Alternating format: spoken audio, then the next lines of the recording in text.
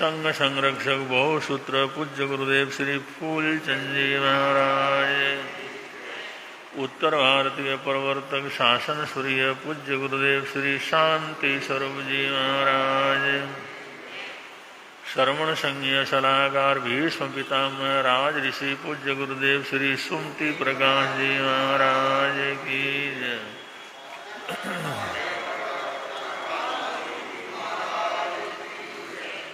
नमो हरिहन्ताणं नमो सिद्धाणं नमो आयर्याणं नमो वज्रायाणं नमो लोये सवसावुणं येषु पञ्चनमोकारो सर्वपावपणाशनो मङ्गलानं च सर्वेषां परमं वै मङ्गलं मङ्गलानं च सर्वेषां परमं वै मङ्गलम्। नमो मङ्गलमुखितं शासनमोतवो देवावितं नमसन्ति रसधम्यशयामणो जादुमसबुभेषु वामरो अव्ययैरसं नयगुफं किलामि सोयपिणे अपायं एमये समणमुता जेलोये सन्ते सामुणो विहङ्गमवबुभेषु दानभत्ते शनिरया वयं च वित्तिं लभमो नय कोई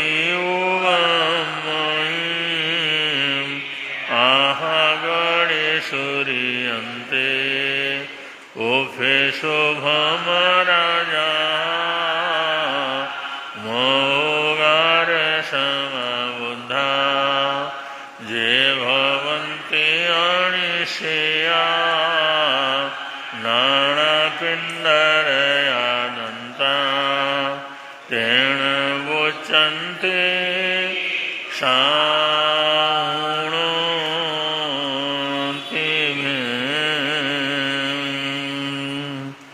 जय जय जय जयकार परमेष्टि जय जय जय जय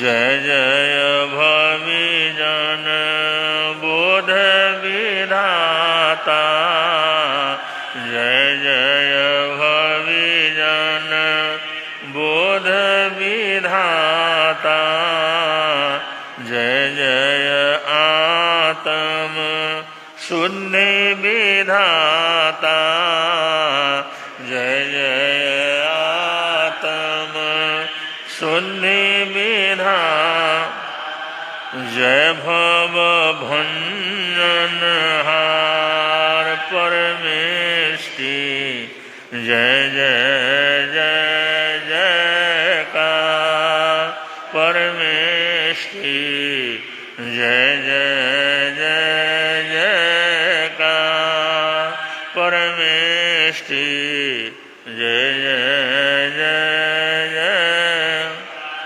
बोलिए पंच परमेष्टि भगवान की जय। कर दो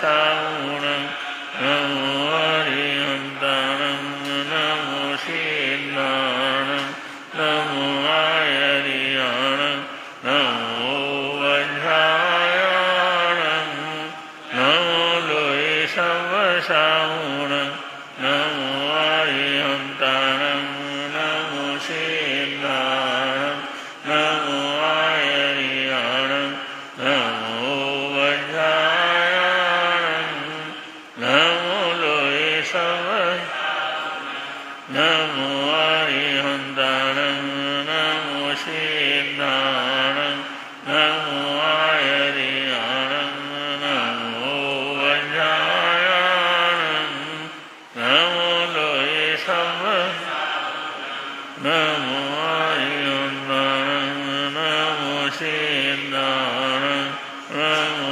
Ayariyanam Namo Vajrayanam Namo Loe Savasaunam Namo Arihantanam Namo Siddhanam Namo Ayariyanam Namo Vajrayanam Namo Loe Namo Arihantanam Namo Siddhanam Namo Ayariyanam Namo Vajrayanam Namo Loe Savasaunam Namo Arihantanam Namo Siddhanam Namo Ayariyanam Namo Vajrayanam Namo Loe Savasaunam Namo Arihantanam Namo Siddhanam Namo Ayariyanam Namo Vajrayanam Namo Loe Savasaunam Namo Arihantanam Namo Siddhanam Namo Ayariyanam Namo Vajrayanam Namo Loe Savasaunam Namo Arihantanam Namo Siddhanam Namo Ayariyanam Namo Vajrayanam Namo Loe Savasaunam Namo Arihantanam Namo Siddhanam Namo Ayariyanam Namo Vajrayanam Namo Loe Savasaunam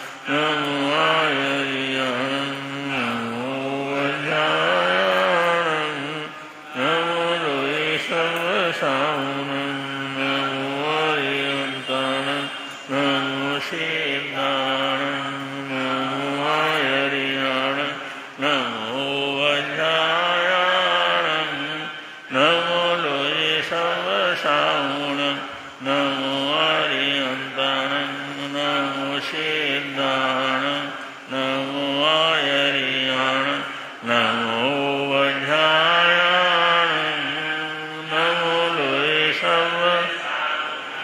नमो आर्यन्ताणं नमो सिद्धाणं नमो आयर्याणं नमो वज्रायाणं नमो लोये सर्वसाहुणं नमो आर्यन्ताणं नमो सिद्धाणं नमो आयर्याणं नमो वज्रायाणं नमो लोये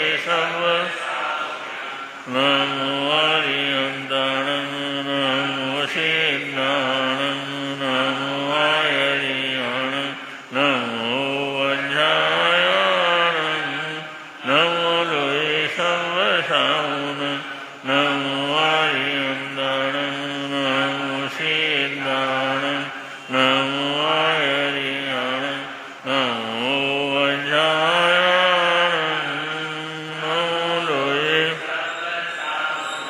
नमो आर्यन्ताणं नमो सिद्धाणं नमो आयर्याणं नमो वज्रायाणं नमो लोये सर्वसाहुणं नमो आर्यन्ताणं नमो सिद्धाणं नमो आयर्याणं नमो वज्रायाणं नमो लोये सर्वसाहुणं नमो आर्यन्ताणं नमो सिद्धाणं नमो आयर्याणं नमो वज्रायाणं नमो लोये सर्वसाहुणं नमो आर्यन्ताणं नमो सिद्धाणं नमो आयर्याणं नमो वज्रायाणं नमो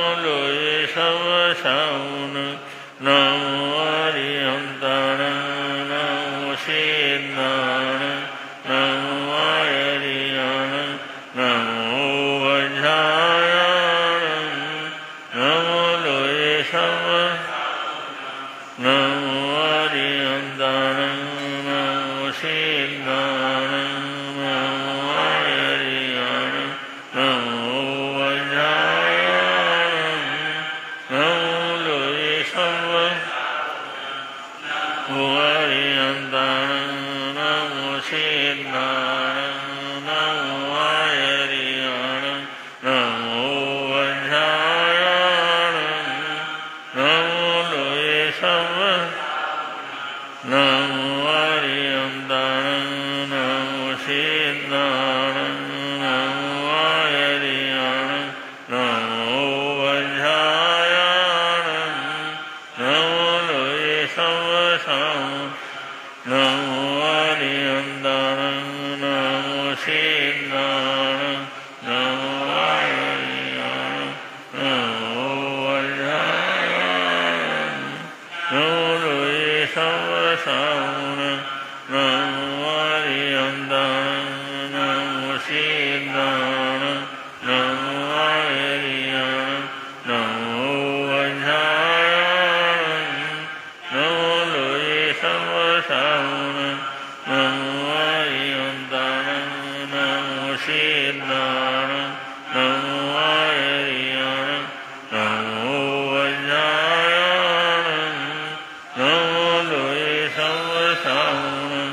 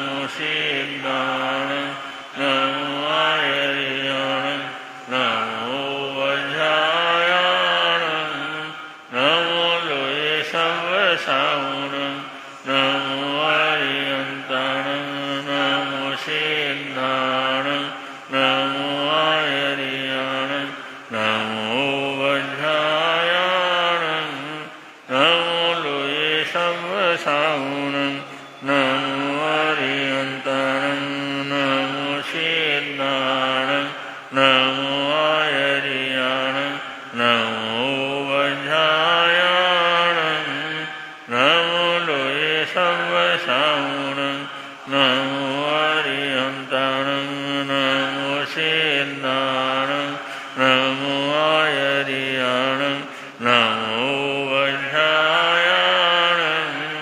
नमो लोये सवसावणं नमो आर्यन्ताणं नमो सिद्धाणं नमो आयर्याणं नमो वज्रायाणं नमो लोये सवसावणं नमो आर्यन्ताणं नमो सिद्धाणं नमो आयर्याणं नमो वज्रायाणं नमो लोये सवसावणं नमो आर्यन्ताणं नमो सिद्धाणं नमो आयर्याणं नमो वज्रायाणं नमो लोये सवसावणं नमो आर्यन्ताणं नमो सिद्धाणं नमो आयर्याणं नमो वज्रायाणं नमो लोये सवसावणं नमो आर्यन्ताणं नमो सिद्धाणं नमो आयर्याणं नमो वज्रायाणं नमो लोये सवसावणं नमो आर्यन्ताणं नमो सिद्धाणं नमो आयर्याणं नमो वज्रायाणं नमो लोये सवसावणं नमो आर्यन्ताणं नमो सिद्धाणं नमो आयर्याणं नमो वज्रायाणं नमो लोये सवसावणं नमो आर्यन्ताणं नमो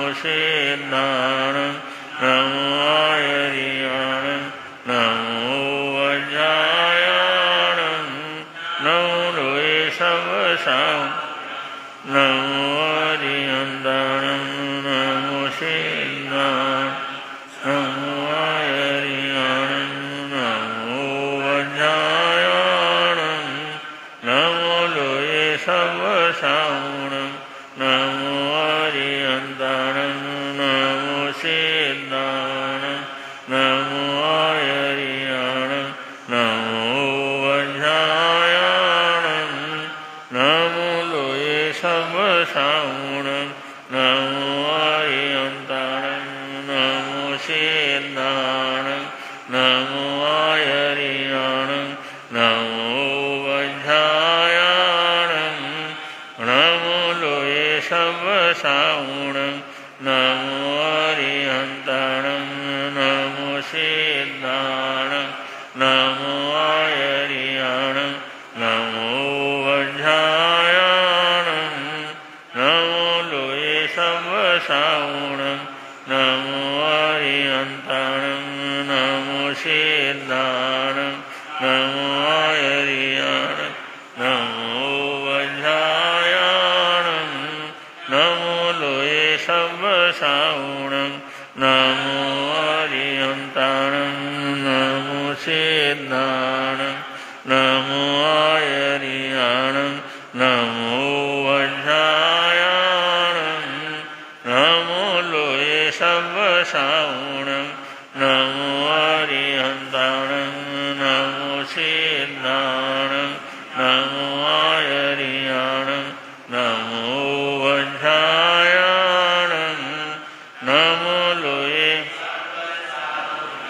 नमो आर्यन्ताणं नमो सिद्धाणं नमो आयर्याणं नमो वज्रायाणं नमो लोये सवसावणं नमो आर्यन्ताणं नमो सिद्धाणं नमो आयर्याणं नमो वज्रायाणं नमो लोये सवसावणं नमो आर्यन्ताणं नमो सिद्धाणं नमो आयर्याणं नमो वज्रायाणं नमो लोये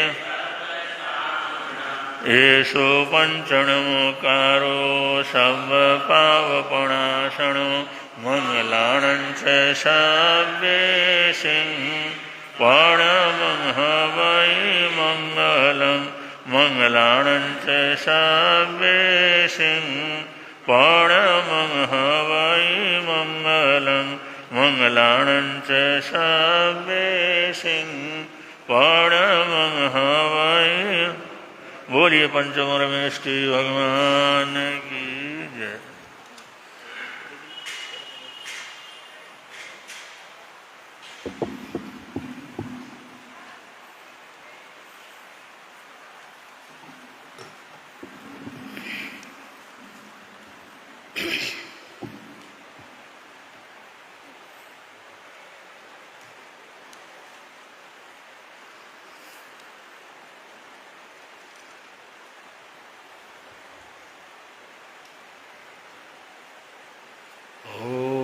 लाख बार प्रणाम तुम्हें हे वीर प्रभु भगवान तुम्हें मुनि दर्शन मुक्ति गामी की जय बोलो महावीर स्वामी जय बोलो महावीर स्वामी की। घट घट के अंतरयामी की घट घट के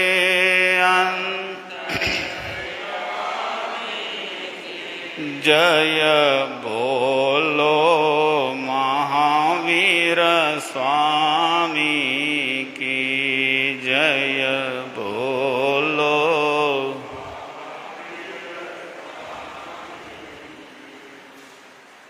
अनंत अनंत जिनेश्वर प्रभु आराध्य गुरुदेव एवं अत्र विराजित परम आदरणीय परम श्रद्धेय पूज्य गुरुदेव के पावन श्री चरणों में सच्चा नमन।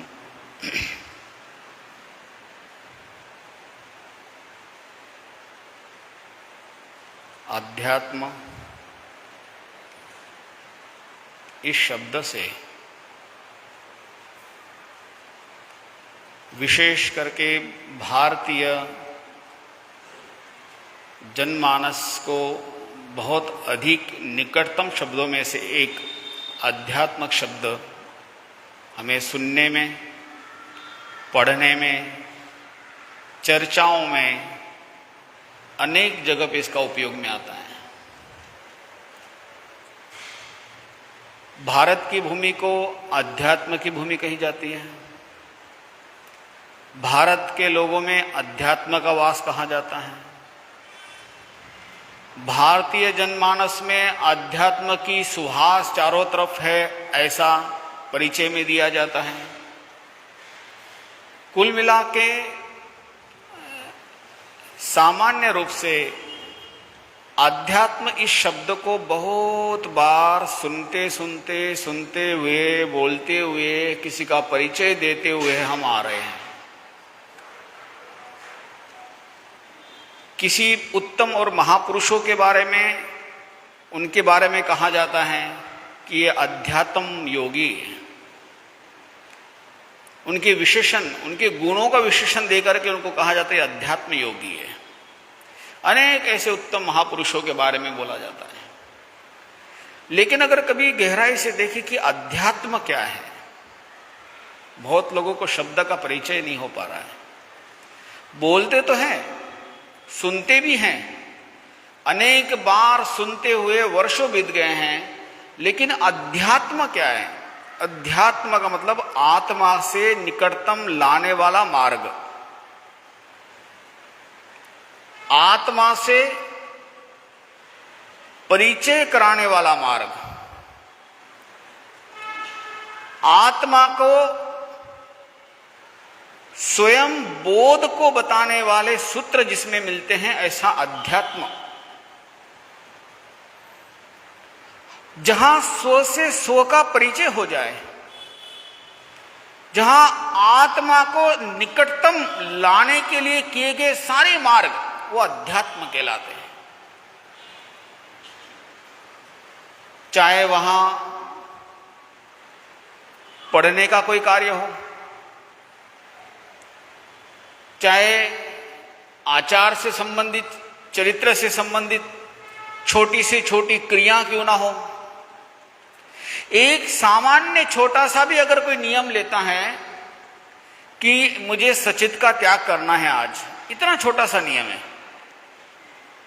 सिर्फ ये नियम लेता है एक श्रावक भी कि मैं अचित तो ग्रहण कर लूंगा लेकिन सचित नहीं लूंगा, जीव सहित वस्तु नहीं लूंगा, चाहे पानी हो, चाहे हरी वनस्पति में से कोई हो, चाहे फ्रूट वेजिटेबल क्यों ना हो, उसको ठीक करके संवार करके बीजों को अलग करके कच्ची हरी नहीं खाऊंगा।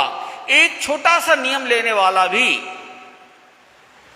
आत्मा के सन्निकटता को समझता है, आत्मा की मूल्यता को जानता है, और जो आत्मा की मूल्यता को जाने, आत्मा के सन्निकटता को जाने, आत्मा क्या होती है इस चीज को जानता है, जीव क्या होता है इसलिए दूसरे जीव की हिंसा मुझे नहीं करनी है, इसलिए छोटा सा लिया गया नियम भी व्यक्ति को अध्यात्म की तरफ लाकर खड़ा कर देता है।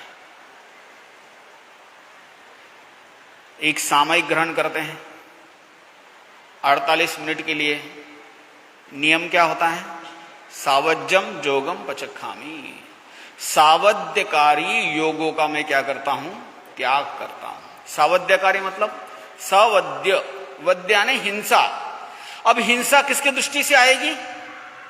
जीव की दृष्टि से, मन से हो, वचन से हो, काया से हो, किसी भी तरीके से होने वाली दुष्प्रवृत्तियां हैं, हिंसात्मक क्रिया हैं, मैं किसी भी जीव का सवद्य वध नहीं करूंगा, हिंसा नहीं करूंगा।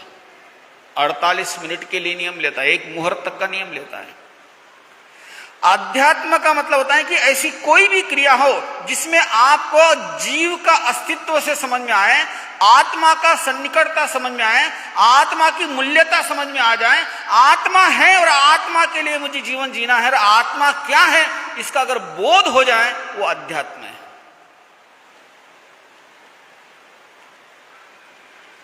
भारत की भूमि की विशेषता ये है, यहां पर कदम कदम पर चारों तरफ अध्यात्म के सूत्र फैले हुए हैं।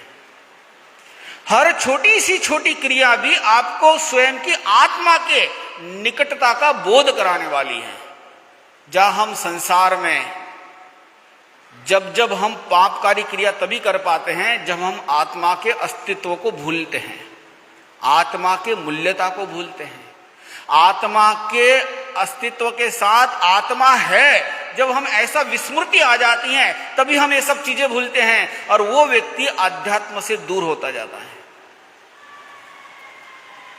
एक व्यक्ति धन कमाने में लगा है, धन कमाते कमाते कमाते एक गृहस्थ अवस्था में व्यक्ति उस धन को और साधनों में जब इकट्ठा करने लग जाता है, भौतिक संसाधनों में लग जाता है, मकान बना लिया, व्यापार बढ़ा लिया, अनेक वस्तुएं ले ली, अनेक मान सम्मान की चीजों में लग गए हैं। आप देख सकते हैं दुनिया में व्यक्ति जब स्वयं की आत्मा के बोध को भूलता है तब वो अध्यात्म से दूर होना शुरू हो जाता है। उसे बोध ही नहीं है, वो जान ही नहीं पाता कि आत्मा और आत्मा की शाश्वतता, आत्मा का मूल्य यही अध्यात्म है। और इस अध्यात्म के निकट में लाने वाले ऐसे अनेक प्रयोजन, अनेक मार्ग इस संसार में देखने को मिलते हैं। विशेष करके वाचना, पूछना, चर्चाएं करना, स्वाध्याय करना, धर्म आराधनाएं करना, अनेक उपक्रम हैं, लेकिन मंत्र का जाप ये भी अध्यात्म के सबसे निकट लाने वाला एक माध्यम है, एक विधि है। मंत्र किसे कहते हैं? मननात मंत्र। मननात मंत्र, मननात मतलब जो मनन किया जाए, जो मनन किया जाए। मनन कौन करेगा? जिसके पास मन होगा, मन कौन करेगा, मनन कौन करेगा? जिसके पास मन होगा, दूसरा कर नहीं सकता है। मतलब आप देखिए मन का होना कितना महत्वपूर्ण है। हम कभी कभी अपने बल को, अपने अस्तित्व को, अपने मूल्य को नहीं जान पाते हैं। यह हमारा सबसे बड़ा दुर्भाग्य है। और इतना बड़ा दुर्भाग्य नहीं है, व्यक्ति का स्वयं के प्रति जो मूल्यवत्ता है उसको न जान पाना, स्वयं का जो मूल्य है उसका बोध न हो पाना, स्वयं के पास जो बल है उसको न जान पाना, स्वयं के पास जो महत्ता है उस महत्ता को न जान पाना, यह सबसे बड़ा दुर्भाग्य है। दुनिया के सारी मूल्यों को जानने वाला व्यक्ति स्वयं के मूल्य को नहीं जानता है। दुनिया भर की वस्तुओं के बारे में जानने वाला व्यक्ति स्वयं के पास क्या अद्भुत खजाना है उसको नहीं जान पाता है। दुनिया भर की चीजों के बारे में इतनी खोजबीन करने वाला व्यक्ति स्वयं के बारे में कोई खोजबीन नहीं कर पाता है। यह सबसे बड़ा दुर्भाग्य है। मंत्र एक शब्द को, एक विषय को बार बार बार बार बार बार उसे बोला जाए, उसे करा जाए, उसे मंत्र का रूप बताया जाता है। एक शब्द भी, एक वर्ण भी अगर सही तरीके से बार बार बोला जाए, वो भी हमारी सारे विषयों को, 5 इंद्रिय के 23 विषयों को रोक करके हमें अध्यात्म की तरफ, आत्मा की तरफ लेके जाने वाला बन जाता है। बहुत लोग हैं, आज भी करोड़ों के तादाद में लोग बता रहा हूं मैं, एक छोटा सा शब्द, एक छोटा सा वर्ण का उपयोग करते हैं और उसी में ही घंटों तक लग करके बाकी सभी चीजों से अपने आप को अलग कर लेते हैं। अब आप देखिए यहां बैठे हुए हैं, लगभग सभी के पास कुछ ना कुछ कर्मों का आवरण है। कोई ना कोई घर के अंदर कोई ना कोई कार्य है, दुकानों में कार्य हैं, सामाजिक में कार्य हैं, कोई ना कोई अच्छे बुरे कोई ना कोई समस्याएं चल रही हैं। लेकिन जब आप यहां बैठते हैं 15 मिनट, 20 मिनट, आधा घंटा, 1 घंटा, उस 1 घंटे में अभी हम पाठ कर रहे थे और पाठ करते हुए में भी अनेक विचार पहले आते होंगे, लेकिन एक शब्द को, एक वस्तु को, एक मंत्र को बार बार बार बार बोलते रहने से मन जो अनेक प्रकार के विचारों में इधर उधर दौड़ता है उसकी स्थिरता नहीं प्रारंभ हो जाती है। इसका सबसे बड़ा बेनिफिट पता है क्या है? जो हमारी एनर्जी और जगह पे डिवाइड हो रही है, जो हमारी आंतरिक शक्ति अलग अलग जगह बिखर रही है, जो हम किसी विषय के ऊपर विचार कर करके अपनी आंतरिक शक्ति को कमजोर कर रहे हैं, मंत्र सबसे पहले उस बिखरी हुई शक्ति को, वह बिखरती हुई जाती हुई शक्ति को अनेक विषयों में, अनेक बातों में, अनेक विचारों में जो हमारी आंतरिक शक्ति कमजोर पड़ती हैं या बिखर रही हैं या जा रही हैं, उसको सबसे पहले क्या करता है? रोक देता है। कभी विचार घर के आ रहे हैं, कभी विचार लेन देन के आ रहे हैं, कभी विचार शारीरिक के आ रहे हैं, कभी विचार पारिवारिक के आ रहे हैं। उन अनेक हजारों ऐसे विचारों को अगर रोकने वाला, निरोध करने वाला, उसको अपने से अपनी शक्ति को स्वयं को संभालने वाला मंत्र के अंदर इतना बल होता है। ये अनुभव करने की चीजें हैं। मंत्र में अनुभवता से ही मंत्र की मूल्यता को, महत्ता को हम जान सकते हैं। एक छोटा सा मंत्र, एक छोटा सा शब्द बार बार उच्चारण करने से संसार के हजारों प्रकार के जिन विचारों से हम अपने आप को क्या करते हैं? दूर कर लेते हैं। उसी को ही कहते हैं आश्रव से दूर हो जाना, आश्रव का निरोध कर देना, पापकारी मार्गों को रोक देना, पापकारी क्रियाओं से अपने आप को रोक देना। मंत्र सिर्फ भौतिक संसाधन बढ़ाने के लिए नहीं है, मंत्र अध्यात्म से आत्मा का संबंध बढ़ाने के लिए है। ये आत्मा का बोध कराने के लिए मंत्र है, संसार बढ़ाने के लिए नहीं, संसार कम करने के लिए मंत्र बने हैं। मंत्र बहुत अद्भुत होते हैं, मंत्र का बल बहुत अद्भुत होता है। आत्मा में अनंत बल है, लेकिन इसमें का जो बहुत सा बल अभी भी हमारा, वो बल हमारा अनेक विचारों में जा रहा है। उन विचारों को रोकना ये किसका काम है? मंत्र का काम है। जितना गहराई से हम एक एक विषयों को जानेंगे, एक एक शब्दों को समझेंगे, उसकी विधि को समझेंगे, विधि के साथ जीने का अभ्यास करेंगे, आपके अनुभव आपको श्रद्धावान बनाएंगे। जितने प्रवचनों से आप श्रद्धावान बन सकते हैं, उससे कई गुना ज्यादा आपके अनुभव आपको श्रद्धावान बनाएंगे, और दुनिया में कोई नहीं बना सकता। ये कभी कभी जो अनुष्ठान आते हैं, कभी 1 दिन के, कभी 2 दिन के, कभी 5 दिन के, कभी 4-4 महीने के, कभी मंत्रों के, जाप के, ये जो अनुष्ठान बनाए जाते हैं, इसके पीछे सिर्फ एक ही उद्देश्य है कि अधिक से अधिक अध्यात्म की तरफ हम बढ़े, आत्मा की सन्निकटता को महसूस करें। जब हम किसी विषय को रोज बार बार उतनी देर के लिए लगातार करते हैं, तो उसमें हम निष्णात होने जाते हैं, हमारे मन को एक संस्कार आना प्रारंभ हो जाता है। बहुत पुण्य होता है तब व्यक्ति को सुनने को मिलता है। बहुत शुभ कर्म का उदय हो, शायद आत्मा का प्रबल हो, तब बोलने के लिए मौका मिलता है, बोलने के लिए तैयारी होती है। आपको क्या लगता है इतना आसान है? सिर्फ जैन कुल में पैदा होने से कोई जैन नहीं हो सकता है। सिर्फ जैन परिवार में पैदा होने से ही नमोकार महामंत्र के प्रति या जिनेन्द्र वचन के प्रति या अध्यात्म की तरफ आ जाएगा। सिर्फ आध्यात्मिक जगत में या फिर जैन शासन में जन्म लेने मात्र से या जैन परिवारों के आसपास रहने मात्र से कोई आत्मा पे श्रद्धा कर देगा, ऐसा कोई जरूरी नहीं है। दुनिया में अरबों लोग हैं, लेकिन मनुष्य की बात कर रहा हूं मैं, उनको मौका नहीं है। अरबों लोग ऐसे भी हैं जिनको मौका तो है लेकिन पुरुषार्थ नहीं है। करोड़ों दुनिया में ऐसे लोग हैं जिनको मौका भी है, पुरुषार्थ भी कर सकते हैं, लेकिन इतना गहरा अंतराय है कि श्रद्धा ही नहीं टिकती उनकी, उसके ऊपर श्रद्धा पैदा ही नहीं होती है। कई लोग देखें जो बोलते तो हैं, पढ़ते तो हैं, उच्चारण तो करते हैं, लेकिन श्रद्धा पैदा ही नहीं होती है। इतना आसान नहीं है, बड़ा दुर्लभ है, बहुत दुर्लभ है। इसीलिए लगातार अभ्यास करना चाहिए, लगातार प्रयास करना चाहिए। यह बहुत अद्भुत संयोग और अद्भुत सौभाग्य है हमारा। आज प्रातःकाल ही मैं विचार कर रहा था इस विषय के ऊपर भी। बिल्कुल सामान्य सहजता में तैयार हुआ यह अनुष्ठान, कोई विचार करके नहीं लाए, सहज में।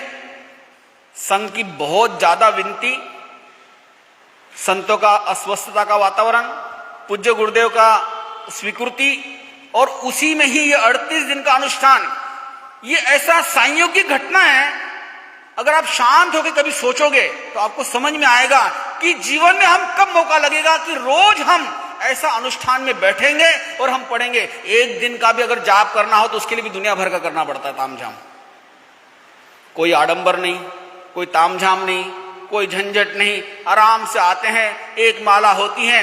एक नमोकार मंत्र पढ़ने के लिए भी, नारकी के जीवों को भी, देवताओं के लिए भी अनेक ऐसे शायोपशम होना चाहिए, तब जीव को नमोकार मंत्र बोला जा सकता है।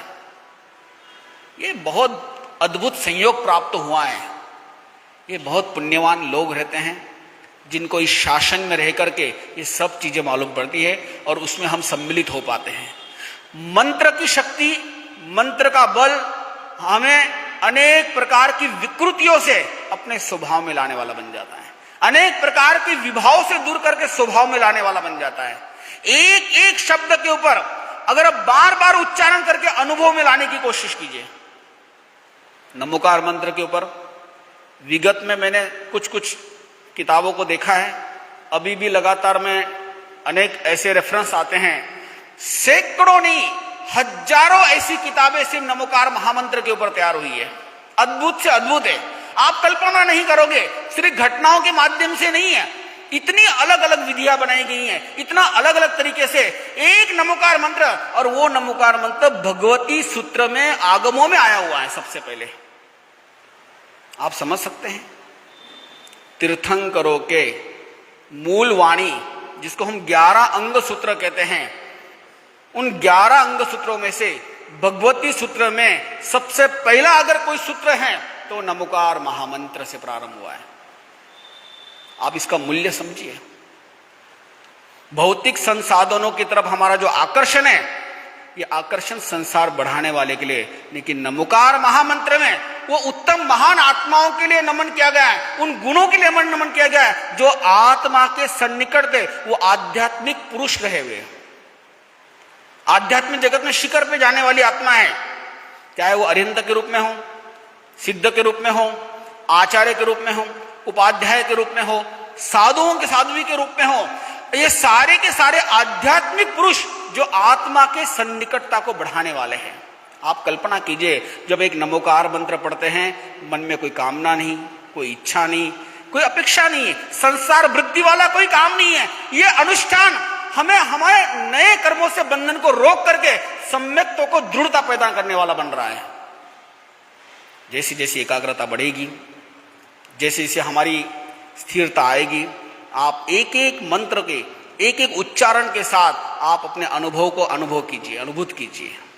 ये 38 दिन का ये जो अनुष्ठान चल रहा है, आप संख्या का हिसाब मत लगाइए, ये बहुत पुण्यवानी होती है, तब जाकर इस अनुष्ठान में आदमी प्रवेश कर पाता है। बहुत दुनिया में बोलोगे, बहुत बड़े बड़े अनुष्ठान देखे, बहुत अलग अलग भीड़ भाड़ देखी है, लेकिन जब व्यक्ति का पुण्य प्रबल हो तब व्यक्ति बोल पाता है, सुन पाता है, उसमें सम्मिलित हो पाता है। और हम सबका पुण्य है, हम इसमें सम्मिलित हो रहे हैं। और एक बहुत अद्भुत संयोग है कि 38 दिन तक लगातार हम उसमें सम्मिलित नहीं होंगे, अपने अनुभवों को हम अनुभूत करेंगे। आप सब लोगों को एक नया मौका है कि आप किसी के किसी में चक्कर में नहीं मत पड़िए। आप सिर्फ पढ़ो, पढ़कर उच्चारण करते हुए अपने स्वयं को महसूस करने की कोशिश कीजिए। नमोकार महामंत्र जैसे जैसे आप पढ़ोगे, आपको इनर वॉइस, आंतरिक आवाज को महसूस करने की कोशिश कीजिए, जो बदलाव है उसको महसूस करने की कोशिश कीजिए, तब जाकर आपको मंत्र को समझ में आएगा कि मंत्र होता क्या है। शब्दों में तो हम रोज बोलते रहेंगे कुछ ना कुछ, आपको नई नई बातें बताएंगे, नए नए व्याख्याएं देते रहेंगे, नए नए तरीके से विधियां बताएंगे, लेकिन आप अनुभव के ऊपर जोर दीजिए। आप जितना नए नए अनुभव करोगे, आपको आनंद आएगा कि इस मंत्र में क्या श्रद्धा है। एक बार अगर आपका आंतरिक अनुभव बढ़ गया, एक बार आपकी एकाग्रता बढ़ गई, फिर ऐसी श्रद्धा पैदा होगी, कई जन्मों तक भी वो श्रद्धा दूर नहीं होगी। यही सम्यक्तों का दृढ़ बंधन बनेगा आपका। हमें और कुछ नहीं चाहिए। नमोकार मंत्र का पढ़ने के पीछे सिर्फ हम अपने आत्मा के प्रति और निकट आने के लिए कर रहे हैं। सम्यक तो मजबूत होगा, सम्यक तो मजबूत होगा तो संसार कम होगा, संसार कम होगा तो हम धीरे धीरे मोक्ष की तरफ बढ़ेंगे। तो ये मोक्ष मार्ग का सूत्र है, आध्यात्मिक सूत्र है। नमोकार महामंत्र के इस अनुष्ठान में हम सब सम्मिलित हो रहे हैं। औरों को भी प्रेरणा दीजिए। आज इतना ही। ओम शांति।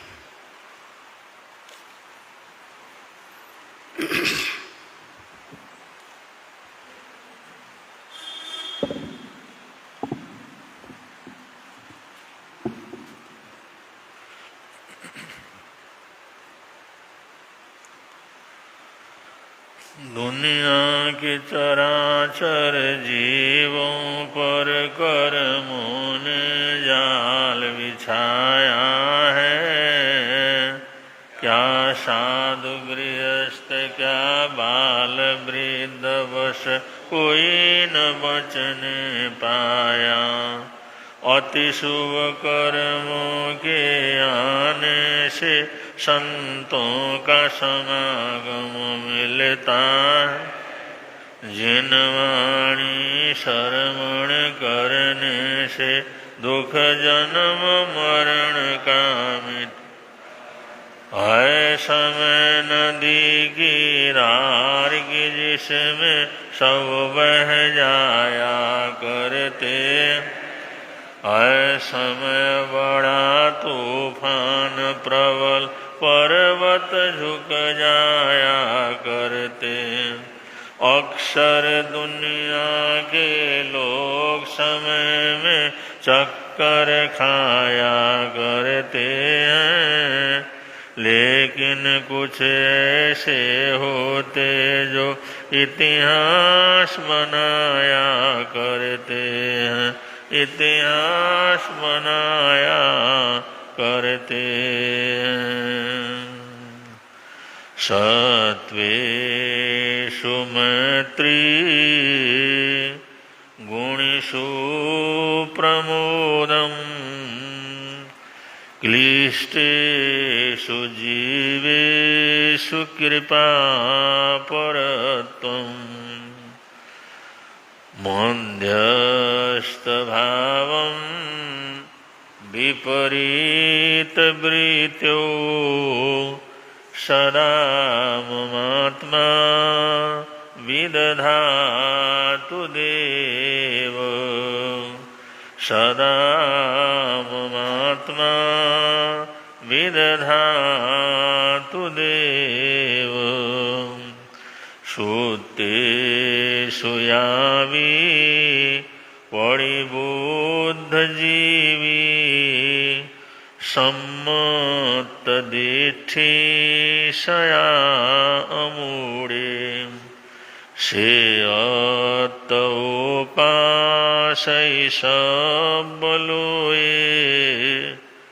विरागमग्नं जीर्णशासनं च विरागमग्नं जीर्णशासनं च।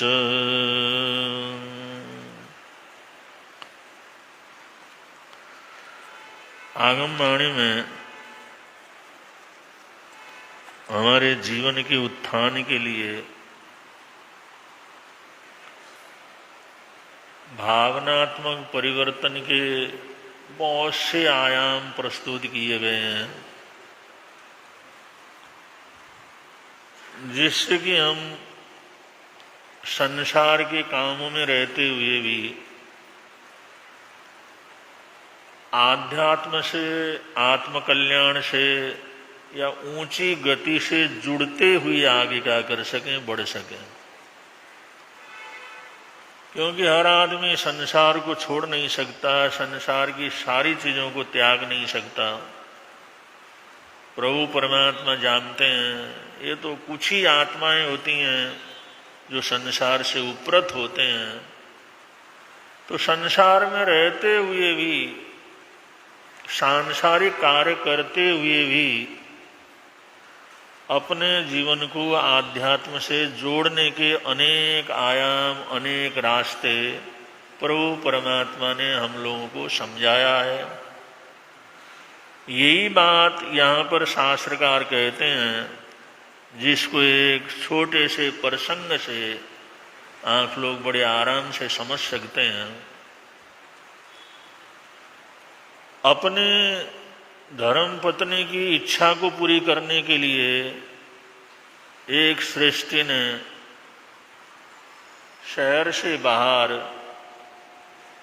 चारों तरफ बगीचों से ढका हुआ एक बढ़िया बंगला मोल के अंदर क्या किया, लिया।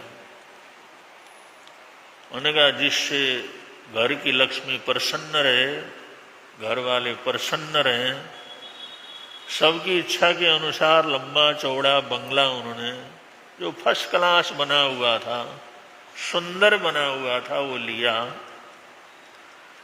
और गांव भर के लोग इकट्ठे हो गए, उन लोगों को भी भोजन वगैरह करवाया, उन लोगों को भी कुछ न कुछ उपहार दिया। वो सब लोग भी बड़े प्रसन्न थे। कुछ लोगों ने कहा कि सेठ साहब आपने लिया तो बहुत अच्छा बंगला है, लेकिन एक बार आप इस बंगले में कोई वास्तु दोष तो नहीं है, इसको थोड़ा चेक करवाओ। कि हमने बहुत सी ऐसी कुछ घटनाएं घटते हुए देखा है, और जो लोग छोड़ना नहीं चाहते थे वो भी छोड़ के गए हैं। इसलिए कोई ऐसी चीज तो नहीं है, बहनों तो होना नहीं चाहिए कुछ भी, लेकिन किसी पहुंचे हुए अच्छे वास्तु विशेषज्ञ को ये अपना बंगला दिखाओ, जिससे कोई भी दोष हो तो क्या हो जाए, दूर हो जाए। उसने पता निकाला। एक बड़ा विद्वान वास्तु विशेषज्ञ का जिस समय पता निकाला, ये हर त्रुटि को, हर बुराई को, छोटी सी छोटी चीजों को दूर करता है। और न मालूम कितने घरों के अंदर जाकर के उसने ऐसा सुधार किया है। तो अपनी गाड़ी लेकर के गया और सम्मान पूर्वक उसको लेकर के अपने बंगले की तरफ चला। रास्ते में जाते हुए उस वास्तु विशेषज्ञ ने देखा ये आदमी कोई भी गाड़ी आती है तो उसको एकदम रोक करके ओवरटेक करने देता है। फिर दूसरी गाड़ी पीछे से आई, फिर थोड़ा स्लो होता है, फिर ओवरटेक करने देता है। वो कहने लगा आदमी कैसा है, अब ऐसे चलेगा तो पहुंचेगा कैसे, इसका सफर ऐसा ही होता है क्या। उन्हें 2-4 बार तो सोचा, लेकिन देख भी देखा कोई भी गाड़ी जिस समय ओवरटेक करने की कोशिश करती है ये स्लो हो जाता है, वो गाड़ी आगे क्या कर जाती है, निकल जाती है। उन्होंने कहा भाई आप ऐसे ही चलाते हैं क्या गाड़ी। उन्होंने कहा क्या हुआ। उन्होंने कहा कोई भी गाड़ी आती है आप स्लो हो जाते हैं, ओवरटेक करके चली जाती है। उन्होंने कहा मैं ये सोचता हूँ शायद इसके लिए जल्दी जाना जरूरी हो, और मेरा तो इतना अर्जेंट काम नहीं है। मैं सोचता हूँ शायद इसको बहुत अर्जेंट हो, कोई बीमार हो, कोई तकलीफ हो, कहीं पर समय पर पहुंचना हो, कहीं देर नहीं हो रहा हो। जब लोग जल्दबाजी करते हुए देखते हैं तो मैं उसको इसलिए आराम से ओवरटेक करने देता हूँ, जिससे उनका कोई काम वगैरह ऐसा हो तो उसमें रुकावट क्या करे ना आए। वास्तु विशेषज्ञ कहने लगा अच्छे विचार है। अब आगे जाते जाते एक गली उधर से आ रही थी, वहां पर एकदम स्लो हो गया, और उतने देर को एक लड़का भागा भागा वहां से क्या हुआ, रास्ता पार करके चला गया। उसने गाड़ी वहीं पर रोक ली। उन्होंने कहा क्यों रुके। इसलिए रुका कोई दूसरा बच्चा इधर क्या करे ना आए। उन्होंने कहा कब तक इंतजार करते रहोगे, अब ये थोड़ी पता है तुम इधर कोई बच्चा आएगा ही आएगा। क्योंकि मैं सोचता हूँ बच्चे अकेले तो खेलते नहीं है, जैसे वो भाग रहा था उसका साथी जरूर पीछे होगा, इसलिए कहीं उसको चोट न लगे, वो आ ही रहा होगा भागते भागते भागते, इसलिए मैंने जरा गाड़ी खड़ी करी। उतनी देर को एक लड़का और भागा भागा वहां से क्या हुआ निकला। उसने तो तुम जानते थे किसने आना। उन्होंने कहा यही अनुमान लगाया, बच्चे खेलते हैं अकेले तो होते नहीं, कोई ना कोई उसका साथी जरूर पीछे भाग रहा होगा, इसलिए मैंने इसको रोका। ठीक है। अब ऐसा करते करते जिस समय बंगले के पास गए, बंगले के चारों तरफ तरह तरह के पेड़ लगे हुए थे, तरह तरह के फल लगे हुए थे, बड़ा सुंदर इलाका था। और वो गार्डन के पास जिस समय पहुंचा तो उसने देखा कुछ चिड़ियां वहां पर एक आकर उड़ चली। जो पक्षी जिस समय उड़ चले काऊ काऊ करते बोलते हुए, तो उसने गाड़ी वहीं खड़ी कर दी। मैंने कहा क्या बात हुई। वो इसलिए चलो थोड़ी देर में चलते हैं। मैंने कहा हुआ क्या। मैंने कहा ये चिड़ियां उड़ी है ना ऊपर, तो चिड़िया उड़ी तो गाड़ी बंद करने क्या मतलब है। उन्होंने कहा ये बाहर है बंगला और यहाँ पर खुला ही है, सारे बगीचे हैं, ये चिड़िया उड़ने का मतलब ये है कि कोई ना कोई लड़के फल तोड़ने के लिए कहीं बाग में क्या करके घुस गए, और जब भी कोई लड़के बाग में घुस जाते हैं तो उस पेड़ के ऊपर की चिड़ियां ऐसे ही क्या करती हैं, उड़ती हैं। और बेचारे लड़के बच्चे कोई भूखे होंगे, किसी को जरूरत होगी, अब चोरी करने के लिए आए हैं, तोड़ने के लिए आए हैं। अगर मैं सीधे चला जाता हूँ फट तो अब उनका काम भी नहीं होगा, वैसे भाग दौड़ करेंगे, और कहीं भाग दौड़ करते करते उनको चोट वगैरह न लग जाए, इसलिए थोड़ी देर रुक करके क्या करते हैं, चलते हैं। और उसके बाद गाड़ी चली, बंगले के अंदर गए, चाय पानी वगैरह करवाया। वो वास्तु विशेषज्ञ कहने लगा अब चलूं मैं। साहब आपको इसलिए बुलाया है कम से कम देखो, ये बंगले को देखो, और जो वास्तु के हिसाब से ठीक है या नहीं ये पूछने के लिए बुलाया। उन्होंने कहा सब ठीक है, एकदम ठीक है, कोई तकलीफ नहीं।